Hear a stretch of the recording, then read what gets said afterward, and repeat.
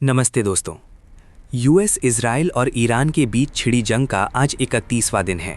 पिछले 72 घंटों में जो कुछ भी हुआ है वो सीधे सीधे तीसरे विश्व युद्ध की आहट दे रहा है।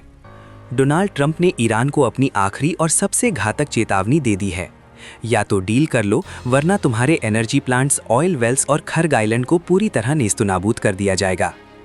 इधर ऑयल की कीमतें $116 प्रति बैरल के पार पहुंच चुकी हैं। दुबई पोर्ट के पास एक कुवैती टैंकर धू-धू कर जल रहा है और इस्फहान शहर के आसमान में सिर्फ आग की लपटें नजर आ रही हैं।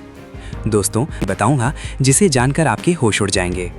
अगर आप जियोपॉलिटिक्स की बारीकियों को समझना चाहते हैं तो ये वीडियो अंत तक जरूर देखना। लाइक का बटन अभी दबा दें और सब्सक्राइब कर लें, क्योंकि यहाँ स्थिति हर घंटे बदल रही है। चलिए शुरू करते हैं।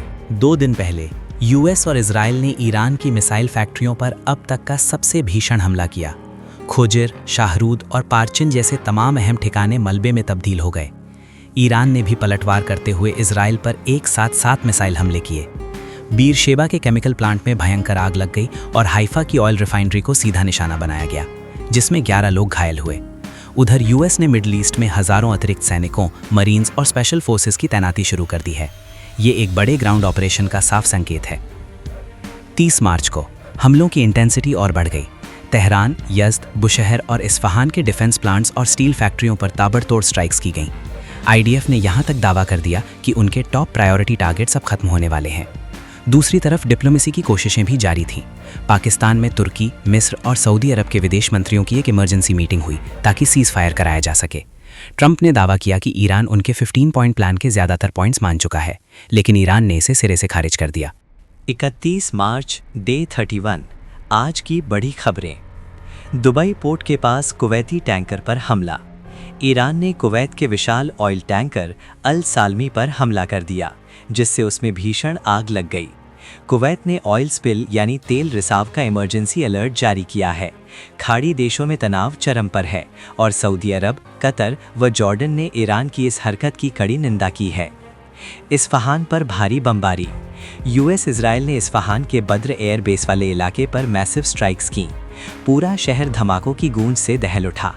वहीं लेबनान में इजरायली हमलों के दौरान 3 यूएन पीसकीपर्स की मौत हो गई, जिसके बाद फ्रांस ने यूएन सुरक्षा परिषद की इमरजेंसी मीटिंग बुलाने की मांग की है।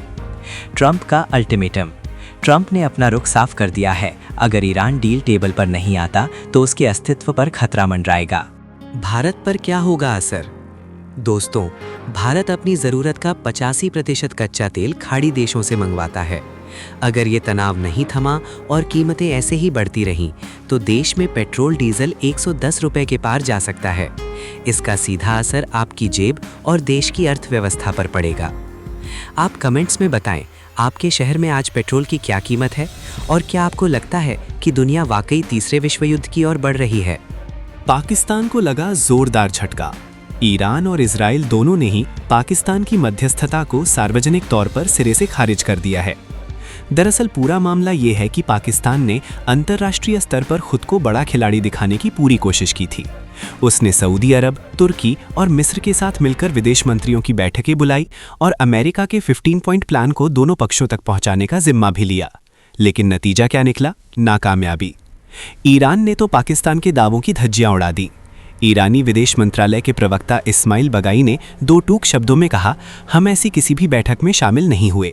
पाकिस्तान के ये मंच उनके निजी हो सकते हैं, हमारे नहीं। उन्होंने अमेरिका की मांगों को अत्यधिक और अवास्तविक बताते हुए साफ कर दिया कि पाकिस्तान जो मैसेज रिले करने का दावा कर रहा है वो उसकी अपनी पहल है। ईरान का इससे कोई लेना देना नहीं है। वहीं दूसरी तरफ इजराइल ने भी पाकिस्तान को आईना दिखा दिया। भारत में इजरायली राजदूत रेविन अजार ने एक इंटरव्यू में पाकिस्तान को नकारात्मक खिलाड़ी और आतंकवाद का समर्थक करार दिया। अजार ने साफ कहा कि इजराइल पूरी तरह अमेरिका के साथ तालमेल में है और वो पाकिस्तान को एक विश्वसनीय मध्यस्थ, क्रेडिबल मीडिएटर कतई नहीं मानता। कुछ रिपोर्ट्स में तो पाकिस्तान की तुलना में भारत को कहीं बेहतर मध्यस्थ बताया गया है। वैसे भी पाकिस्तान का इजराइल के साथ कोई राजनयिक संबंध तक नहीं है।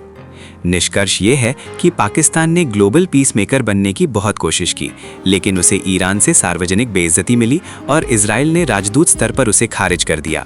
पाकिस्तान की भूमिका अब सिर्फ एक मैसेंजर तक सिमट कर रह गई है।